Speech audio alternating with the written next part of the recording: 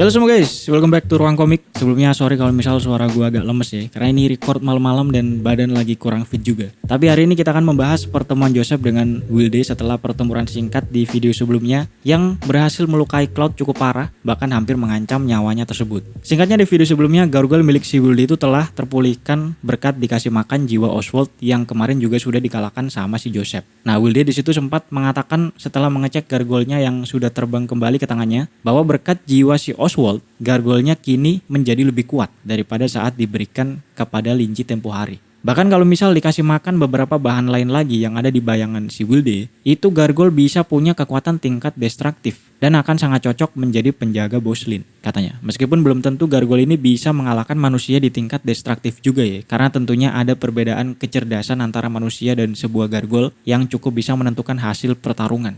Lalu dijelaskan juga kalau Wilde ini tidak kaget sama sekali ketika mengetahui gargoyle miliknya ini dijadikan cemilan untuk kucingnya si Linji. Karena dari awal itu gargoyle juga hanya dijadikan pajangan di atas meja doang. Jadi nggak terlalu penting memang. Lagi pula kalau misal Wilde ini punya kucing seperti Whitey, yang mana awalnya adalah sebuah dewa, meskipun palsu ya, dan kurang lebih ada di tingkat supreme ketika ada di kondisi terbaiknya. Nah misal Wilde punya peliharaan seperti itu, dia bilang dia sendiri juga pasti ngasih gargoyle-nya untuk si kucing. Atas dasar penasaran aja seberapa kuat kucingnya ini bisa tumbuh kalau dikasih makan gargoyle-nya tersebut. Makanya ketika dia tahu kalau gargoyle-nya dimakan sama si kucing, Wilde ini nggak kaget sama sekali.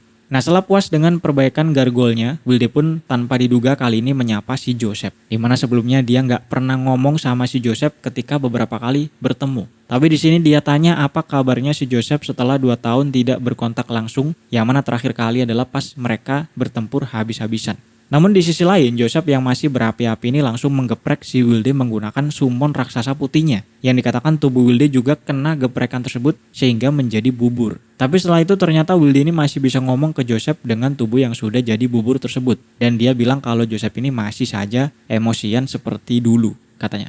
Nah ternyata Joseph sendiri juga sudah tahu kalau tubuh Wilde tersebut hanyalah sebuah sihir yang bernama Flash Puppet. Dan tubuh asli Wilde ada di suatu tempat mengendalikan puppet tersebut. Tapi meskipun sudah tahu, dikatakan Joseph ini tetap menggeprek Wilde hanya karena ingin merasakan sensasi menggepreknya saja. Karena sudah lama gregetan gitu ya, bukan karena berharap bisa membunuh Wilde dengan serangan tersebut. Dan setelah itu pun tubuh puppetnya si Wilde yang sudah tergeprek ini juga kembali mewujud menjadi manusia lagi. Meskipun tidak sesempurna yang sebelumnya dan masih bisa ngomong.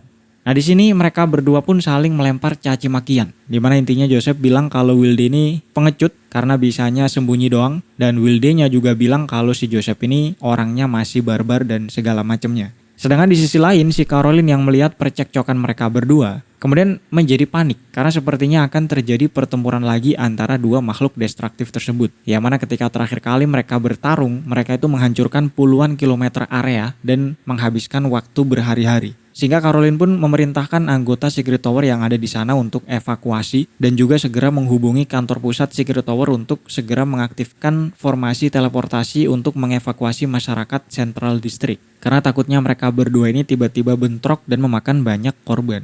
Nah, balik ke Wilde, ketika Wilde menerawang kondisi si Joseph yang juga makin kuat. Di situ Wilde mengatakan bahwa meskipun Joseph ini orangnya tulul, tapi sepertinya Joseph juga diberikan kekuatan oleh Lord atau Linji ya, dimana ini membuktikan kalau Lord itu memang orangnya murah hati, kata si Wilde. Kemudian di sisi lain, ketika mendengar Wilde memanggil Linji dengan sebutan Lord, di sini Joseph agak terkejut karena Joseph mengira kepercayaan yang mau disebarkan oleh si Linji itu ya cuma Sunsfate doang, yang dipimpin oleh si Vincent.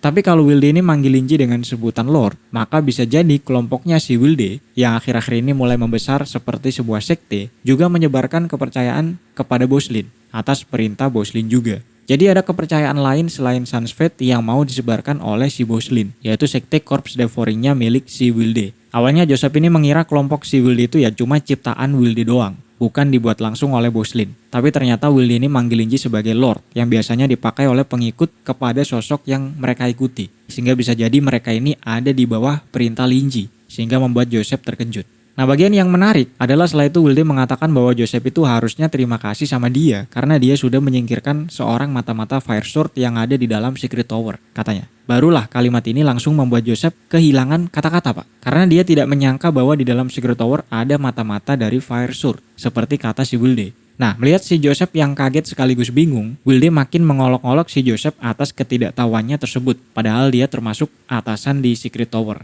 Wilde juga sempat menunjuk ke arah Caroline dan memanggil si Caroline sebagai pelanggan Bos Lin. Dan menyuruh Joseph bertanya kepada Caroline kira-kira kenapa Oswald bisa baik-baik saja selama ini dengan segala macam pelanggaran yang dia lakukan. Yang mana di video sebelumnya sempat disinggung juga bahwa Caroline sebenarnya sudah tahu tentang kebobrokan si Oswald. Tapi dia tidak berani bertindak karena Elders Council juga seperti mengabaikan pelanggaran si Oswald tersebut. Jadi Caroline ini bisa dibilang sudah tahu kalau ada yang gak beres di dalam Secret Tower. Nah intinya Wilde ini nyuruh Joseph untuk tanya aja sama si Caroline biar Joseph ini nggak tulul-tulul amat. Gitulah ya kira-kira sarkasnya si Wilde ini sebelum kemudian Wilde pun menghilang dari situ.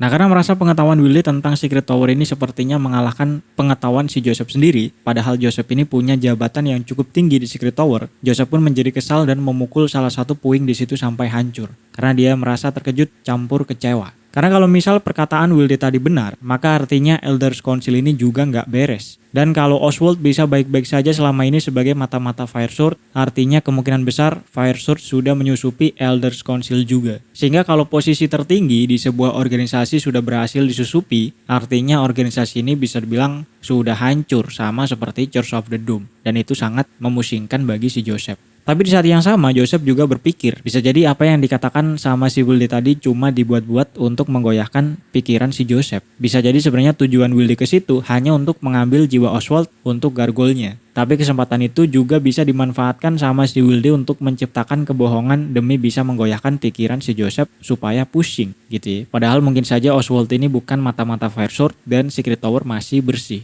Bisa jadi semua masih kemungkinan dan masih belum terbukti. Setidaknya di pikiran si Joseph. Nah di sisi lain setelah konflik ini mereda, Caroline pun menghampiri Joseph dan menawarkan kepada Joseph apakah dia mau melacak tubuh asli si Wilde. Karena Caroline bilang dia bisa mendapatkan jejak si Wilde untuk dilacak. Tapi Joseph menolak hal tersebut karena dia tahu tidak akan semudah itu untuk melawan si Wilde. Dan dia juga tidak mau membahayakan lebih banyak orang setelah pertempuran barusan yang memang memakan cukup banyak korban, termasuk si Cloud. Sehingga keputusan ini pun membuat Caroline benar-benar lega, tidak ada pertempuran lanjutan saat itu. Nah setelah itu ada perbincangan kecil antara Caroline dan Joseph yang mana Caroline menyinggung tentang kembalinya Joseph untuk jadi Great Radiant Knight dan kembali memimpin divisi tempur. Tapi kemudian Joseph bilang bahwa sepertinya dia nggak akan kembali ke divisi tempur karena dia sudah berjanji ke Winston bahwa dia tidak akan merebut posisi Winston sebagai kepala divisi tempur yang sekarang. Jadi Joseph rencananya mau menggantikan si Oswald yang ada di divisi training. Sedangkan kepala divisi intelijen biar digantikan sama si Cloud yang sudah cukup berpengalaman katanya. Nah kemudian ada sesuatu yang menarik tapi gue sendiri nggak tahu maksudnya apa, di mana Joseph menyebut nama Oswald kepada si Caroline. Setelah itu dia tiba-tiba diam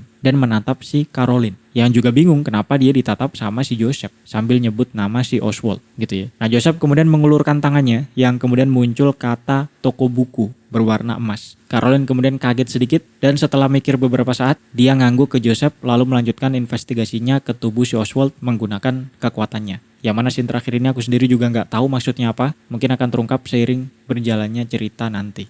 Nah oke, di sini kita berpindah plot kembali ke si Theodore yang saat itu sedang mengecek unit rukonya dan cukup puas bisa memindahkan toko bukunya ke Luo Resource. Lalu sedikit mengulang yang kemarin, di sini akan gue jelaskan tentang si Theodore, tokonya dan sedikit kehidupannya ya, termasuk tentang buku misterius yang sebelumnya sempat disinggung. Nah kalau mungkin kalian lupa, Theodore ini merupakan seorang penjual buku second hand di tokonya yang bernama Tulip Bookstore. Dia ini sedari kecil sudah membantu bapaknya di toko bukunya tersebut yang mana sudah berdiri selama puluhan tahun ternyata. Dan toko bukunya ini fokus menjual buku-buku second hand yang biasanya kental dengan unsur koleksi. Biasanya dia ini mengumpulkan buku yang sudah punah atau menjadi satu-satunya buku dengan judul yang tersisa saat itu. Atau bisa juga kalau misal bukunya ini sangat menarik bagi Theodore secara pribadi, dia juga akan membeli buku tersebut untuk sekedar hobi. Karena dia secara pribadi juga suka dengan buku. Jadi nggak harus buku-buku langka. Nah berkat market yang cukup spesifik ini, Theodore bahkan bisa punya koneksi dengan beberapa pejabat atau bangsawan Central District yang juga suka ngoleksi buku-buku yang mahal. Biasanya mereka ini nyari Theodore karena Theodore ini salah satu yang paling terkenal untuk urusan buku-buku second hand. Lalu untuk melakukan transaksi, Theodore itu biasanya punya seorang middleman. sebutannya, atau penengah gitu ya, yang menjembatani transaksi jual beli. Jadi misal ada seseorang yang mau jual buku langka dan Theodore tertarik mau beli buku tersebut. Biasanya middleman inilah yang Theodore suruh untuk beli bukunya ke si penjual, kemudian dia kasih ke Theodore. Dan sama juga sebaliknya, kalau misal Theodore ini mau jual buku ke seseorang, biasanya middleman ini juga yang berangkat. Atau kadang si middleman ini yang justru menghubungkan seseorang kepada Theodore, kalau misal ada barang langka yang Theodore nggak tahu. Dan sampai satu hari, Theodore ini mendengar bahwa ada seorang penyelundup yang mendapatkan sebuah buku misterius yang berasal dari Lower District. Dimana seperti yang kita tahu, Lower District itu adalah wilayah eksklusif Low Resource yang terlarang. Dan tentu saja selain Low Resource, siapapun yang pergi atau mendapatkan barang dari situ berarti melakukan hal yang ilegal. Nah, karena barang gelap dari Lower District itu biasanya menghasilkan profit yang cukup besar, Theodore pun tertarik dengan buku tersebut sehingga dia pun mengirim seorang middleman untuk mendapatkan bukunya. Sehingga singkat cerita bukunya sekarang sudah ada di tangan Theodore. Meskipun dikatakan Theodore juga nggak tahu bagaimana si penyelundup ini bisa dapat barang dari Lower District. Tapi kan ada sebuah aturan tak tertulis untuk transaksi gelap seperti itu ya, dimana jangan tanya yang aneh-aneh. Termasuk bagaimana dia mendapatkan barang tersebut. Itu sudah aturan di dunia selundup-menyelundup lah. Yang misterius biarkan tetap misterius. Nah, sampai Theodore pun menyadari bahwa buku ini sepertinya nggak beres, Pak. Pertamanya itu dikarenakan info tentang buku ini mulai menyebar luas, yang kemudian si penyelundup tadi tiba-tiba hilang kabarnya entah di mana. Lalu si middleman yang sebagai penghubung sebelumnya itu juga pada satu hari mengunjungi Theodore lalu mengatakan sebuah kalimat, yaitu pokoknya jangan ngaku,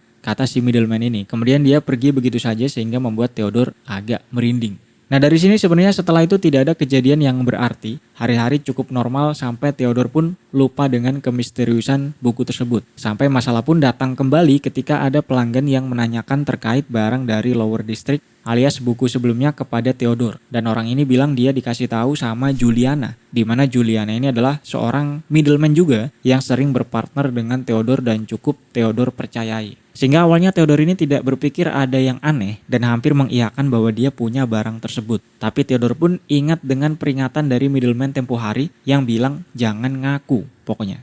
Nah, karena takut ada sesuatu, Theodore pun akhirnya tidak mengakui kalau dia punya barang yang dimaksud. Dan si pembeli ini juga kemudian pergi tapi dengan ekspresi yang agak aneh. Dan kejadian ini cukup membuat Theodore berpikir yang aneh-aneh. Lalu sejak kedatangan si pembeli ini, entah kenapa tiap beberapa hari sekali itu selalu ada pelanggan lain yang menanyakan tentang buku misterius tersebut. Bahkan makin lama yang datang ini bukan perorangan, tapi kadang beberapa orang sekaligus seperti sebuah kelompok. Dan sama seperti pelanggan yang pertama tadi, ketika Theodore bilang tidak punya, ekspresi mereka itu langsung jadi antagonis. Sampai insting Theodore pun bisa merasakan kalau orang-orang ini punya niat yang tidak baik kepada Theodore. Meskipun untungnya tidak ada dari orang-orang tersebut yang sampai melakukan sesuatu kepada Theodore. Nah, sampai pada satu hari datang lagi sekelompok orang, tapi di sini Theodore sempat menguping sebuah kalimat yang cukup menarik, yaitu ada satu orang yang bilang ke temennya gini, toko buku, gak mungkin satu lagi kan, katanya, dengan nada yang agak merinding. Nah, ada beberapa interpretasi yang bisa gue simpulkan di sini. Tapi pertama sudah pasti yang mendatangi Theodore ini adalah para makhluk transenden ya. Lalu alasan kenapa ada orang yang bilang seperti itu adalah antara si pelanggan ini ngira toko Theodore sama kayak toko Linji, yang mana pemiliknya sangat kuat, jadi mereka takut karena toko Linji juga cukup terkenal bagi makhluk transenden yang punya channelan info-info penting ya.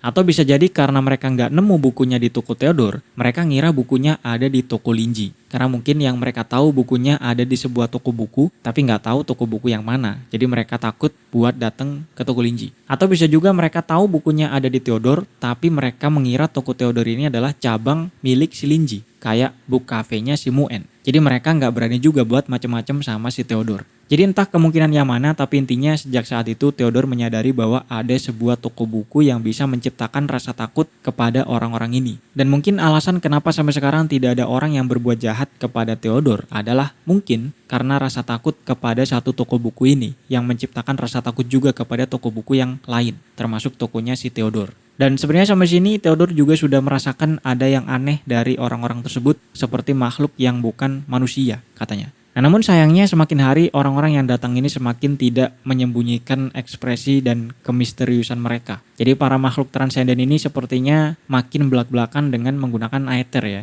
sehingga makin bisa dirasakan oleh si Theodore. Sampai puncaknya pada satu hari Theodore melihat dengan mata kepalanya sendiri bahwa ada satu orang yang tiba-tiba berubah menjadi burung elang ketika keluar dari toko bukunya. Disinilah Theodore pertama kali melihat keberadaan makhluk transenden. Jadi sebelumnya Theodore itu sama kayak Linji, dia pernah mendengar rumor tentang makhluk transenden. Tapi karena nggak pernah ketemu, jadi dia skeptis, mengira makhluk transenden itu tidak ada. Tapi akhirnya di sini pun Theodore langsung menyadari bahwa dia berada di tengah masalah besar berkat buku misterius yang dia dapatkan, yang membuat dia diincar oleh para makhluk transenden ini. Sampai singkat cerita dia melihat iklan Low Resource dan memindahkan tokonya ke salah satu ruko di situ. Atau lebih ke kayak mall gitu ya. Untuk berlindung di bawah Low Resource. Nah kemudian ditunjukkan bentukan bukunya ini seperti apa. Dijelaskan buku ini ditulis tangan oleh pemiliknya. Dengan bahasa yang tidak Theodore pahami. Dan di beberapa halaman juga ada ilustrasi yang sepertinya digambar dengan tangan. Sehingga Theodore menyimpulkan bahwa buku ini lebih cocok disebut sebagai diary atau jurnal milik seseorang. Karena ditulis tangan. Lalu sebagian besar halamannya juga rusak, sobek, kena lumpur dan sebagainya, dan ada juga yang terkena bercak darah. Nah di chapter selanjutnya, di chapter 283, makin dijelaskan bahwa di bukunya ini ada beberapa kata dari bahasa Azir yang dapat Theodore pahami. Jadi selain tulisan dari bahasa misterius, ada juga kata-kata yang Theodore pahami meskipun sedikit. Tapi kata-kata ini tuh sangat basic sekali. Misal kata kamu, aku, matahari, langit, dan sebagainya. Yang mana sangat jelas ini adalah bahasa dari Azir. Cuman anehnya, tulisan kata ini cukup jelek bisa dibilang. Seperti ditulis oleh anak kecil yang baru belajar nulis. Jadi tulisannya jelek. Lalu di samping-sampingnya baru ada tulisan-tulisan dari bahasa yang tidak Theodore pahami tadi. Yang kalau diperhatikan, Theodore itu bilang kalau isinya ini seperti tulisan seseorang yang sedang meneliti sesuatu. Pokoknya intinya di bukunya ini ada banyak tulisan yang tidak Theodore pahami, tapi ada juga penggalan-penggalan kata basic yang Theodore pahami. Karena kata ini adalah bahasa dari Azir. Gitulah, masalah tentang buku ini nanti akan diperjelas lagi. Tapi di sini singkat cerita, setelah Theodore sadar bahwa dia sedang diincar oleh makhluk transenden ini, hari-harinya makin dipenuhi rasa khawatir. Karena bisa jadi pada satu hari nanti Theodore ini tiba-tiba terbunuh oleh orang yang mengincar bukunya. Mungkin sekarang aja nggak ada yang berani karena efek dari toko buku misterius yang dibicarakan sebelumnya. Ya mungkin membuat para makhluk transenden ini agak hati-hati ya. Tapi nanti sekalinya mereka tahu kalau Theodore ini nggak punya kekuatan apapun, bisa jadi mereka langsung menyikat Theodore untuk mendapatkan bukunya. Itu kekhawatiran Theodore. Nah akhirnya singkat cerita lagi Theodore pun mengetahui toko buku Linji yang berjarak hanya beberapa puluh meter dari toko buku barunya. Dan sejak Manan menceritakan rumor-rumor aneh tentang toko tersebut, Theodore itu mulai mencetuskan sebuah dugaan bahwa sepertinya toko buku Linji inilah yang disinggung oleh makhluk transenden tempo hari yang bisa menakuti mereka. Sehingga balik lagi ke beberapa part yang lalu di mana Theodore pun memutuskan untuk memberikan buku misteriusnya tersebut kepada Linji atas beberapa alasan. Selain rumor yang dia dengar dari Manan, salah satunya juga karena dia melihat langsung bahwa Jisixu memang berkunjung ke toko buku tersebut dengan mata kepalanya sendiri. Yang artinya memang benar, itu bukan toko sembarangan. Nah setelah memantapkan hati dan pikiran, Theodore pun kemudian mengambil buku misteriusnya, kemudian segera pergi ke toko Linji. Dan saat menginjakan kaki keluar toko, insting Theodore ini juga langsung merasa bahwa dia sedang diawasi oleh seseorang yang dia duga adalah makhluk transenden. Nah, di sisi lain, Shin kemudian berpindah ke Linji yang sedang main-main sama si Whitey atau si kucing, menggunakan mainan pancing yang biasanya ujungnya ini dikejar-kejar sama si kucing. Tapi sebelum lanjut ke Theodore tadi, ada sepotong kabar terlebih dahulu dari si Andrew, yaitu Andrew mengabarkan kepada Linji tentang konflik yang melanda klan Sandra. Dimana sebelumnya kan ada konflik diawali oleh hilangnya Margaret, kemudian Jerome yang mengincar si Prima, dan diakhiri oleh kematian Jerome. Intinya ada konflik internal di klan tersebut lah ya. Nah si Andrew bilang kalau konflik ini sudah mereda atau sudah terselesaikan berkat minuman boba yang dia beli dari Book Cafe katanya. Yang awalnya membuat Linji bingung, maksudnya apa nih gitu ya. Tapi ujung-ujungnya Linji merasa yang penting masalahnya sudah selesai dan minuman bobanya ini juga disukai oleh mereka. Bahkan bisa menyelesaikan konflik, bayangin. Meskipun dikatakan Margaret masih belum ditemukan, tapi klan mereka ini sudah memutuskan untuk rukun kembali. Nah berkat hal ini, Prima harusnya sudah bisa pulang ke rumah. Tapi pas Linji tanya ke Prima apakah dia mau pulang, Prima mengatakan dia nggak mau pulang dulu katanya. Karena alasannya dia mau membalas budi kepada Linji yang sudah menyelamatkan dia. Dengan cara saat itu dia membantu Muen mengurus Book Cafe sebelah. Bantu bersih-bersih jadi pelayan dan sebagainya. Nah Linji sendiri nggak masalah dengan hal tersebut. Karena dia rasa Prima ini masih ada trauma psikologi lah ya. Karena sebelumnya hampir dibunuh dan hampir mati juga. Jadi wajar kalau dia ini nggak mau pulang dulu dan harus mengumpulkan keteguhan hati dan kesiapan mental terlebih dahulu. Jadi Linji mengizinkan Prima untuk tinggal di situ. Apalagi dengan adanya si Prima di sini, Muen itu jadi punya temen dan Linji juga punya asisten baru yang nggak dibayar. Jadi ya win-win solution lah, biar si Prima tinggal di sini dulu sampai dia siap untuk pulang katanya. Oke, akhirnya balik ke Theodore. Setelah beberapa saat main sama si Whitey, Linji pun kedatangan seorang pelanggan yang membawa sebuah buku di tangannya dan dengan ekspresi wajah yang gelisah. Sehingga Linji berpikir bahwa orang ini kok seperti mau melakukan transaksi ilegal di tokonya tersebut, kata si Linji. Tapi seperti biasa Linji tetap menyapa dengan ramah dan menawarkan Theodore apakah mau baca atau pinjem atau beli buku dan sebagainya. Dan di sisi lain, Theodore juga mengenalkan dirinya sebagai penjual buku second hand yang baru pindah toko di seberang jalan. Lalu tujuan dia datang adalah karena buku yang dia bawa, katanya. Nah di sini Linji pun melihat ke bukunya dan langsung bisa menebak bahwa buku ini adalah jurnal dari penampilannya yang usang dan nampak sudah berumur cukup tua. Sehingga sepertinya itu adalah buku koleksi yang sangat langka. Lalu dari penjelasan Theodore kalau dia adalah penjual buku second hand, Linji awalnya mengira kalau Theodore ini datang karena ingin menjual bukunya tersebut ke Linji. Tapi di saat yang sama, Linji juga bingung karena biasanya buku semacam ini adalah buku koleksi dengan harga yang relatif tinggi. Jadi kenapa si Theodore ini mau jual ke Linji? Yang jelas-jelas tokonya aja usang dan miskin seperti itu, gitu ya. Alhasil Linji di sini masih diam dan menunggu penjelasan lebih lanjut dari Theodore. Nah, Theodore pun kemudian menceritakan bahwa buku ini dia dapat dari penyelundup dan berasal dari Lower District. Dia nggak ngerti isi dari bukunya apa, tapi yang pasti akibat dari buku tersebut banyak kejadian aneh di sekelilingnya. Dia merasa tiba-tiba ada banyak orang yang mengincarnya atau mengincar bukunya dan orang-orang ini semuanya nggak ada yang beres. Makanya dia datang ke Linji untuk minta bantuan karena dia pernah melihat Ji-Shiksu datang ke toko ini, jadi Theodore menduga toko ini bukan toko sembarangan. Kurang lebih itu kata si Theodore. Nah dari penjelasan ini, Linji sedikit banyak paham tentang apa yang terjadi. Meskipun Linji merasa bahwa Theodore ini salah paham, mengira Linji ini orang penting karena dikunjungi oleh Shiksu. Padahal Linji merasa bukan siapa-siapa. Tapi akhirnya karena penasaran, Linji pun meminta bukunya dari Theodore untuk dia periksa dulu setidaknya bukunya ini seperti apa. Nah setelah Linji pegang bukunya, tiba-tiba Linji merasa familiar dengan bentuk atau warnanya. Seperti dia ini pernah punya buku yang mirip seperti itu. Tapi karena cover bukunya ini sudah terkena lumpur dan mengering, jadi motif atau tulisan yang ada di covernya ini juga memudar. Namun tetap saja Linji ini merasa sangat yakin kalau dia pernah melihat buku ini di suatu tempat. Padahal kalau berdasarkan kata si Theodore tadi, buku ini tuh berasal dari Lower District, yang mana artinya sudah ada sejak era kedua, ratusan atau bahkan ribuan tahun yang lalu. Nah kemudian Linji tiba-tiba ingat sesuatu bahwa dia pernah punya buku yang mirip seperti ini ketika dia masih di bumi. Sehingga Linji pun makin tertarik atas hubungan antara bumi dengan Azir. Bagaimana bisa buku yang dia lihat di bumi bisa muncul di Azir di masa lalu, di era kedua setidaknya. Nah atas rasa penasaran yang tinggi, Linji pun mulai membuka halaman pertama. Dimana yang jelas halaman ini cukup kotor katanya. Dan selain bercak lumpur, ada juga bercak darah yang sudah kering. Sehingga Linji pun agak merinding membayangkan hal apa yang terjadi kepada pemilik buku tersebut. Lalu untuk isinya, ternyata Linji ini bisa membaca dengan cukup gampang. Nah tapi untuk masalah isinya ini, itu panjang banget pak. Hampir 2 chapter full dipakai buat isi dari bukunya. Yang ternyata memang adalah jurnal atau diary. Jadi strukturnya itu ada tanggal sekian, bulan sekian, pemiliknya cerita sesuatu. Lalu tanggal sekian lagi, cerita lagi. Yang menghabiskan hampir 2 chapter novel. Nah aku nggak tahu di part selanjutnya ini apakah kita habiskan untuk menjelaskan isi jurnalnya atau mending isinya dirangkum atau gimana pak? Karena kalau dijelasin secara detail itu panjang, tapi kalau dirangkum itu banyak detail yang krusial untuk plotnya. Jadi bingung gua pak. Atau gua rangkum aja kali ya. Terus kalau kalian mau tahu detailnya bisa kalian baca di novel chapter 285. Atau gimana nih? Coba kalian komen aja di bawah guys. Dan pas juga untuk mengakhiri video kali ini, kita akan lanjut di video selanjutnya. Jangan lupa like dan subscribe, bisa traktir kopi juga di deskripsi. Terima kasih buat para sultan yang sudah traktir hari ini. Semoga bisa menghibur waktu luang kalian. Kita ketemu minggu depan dan hasta la próxima. Adios.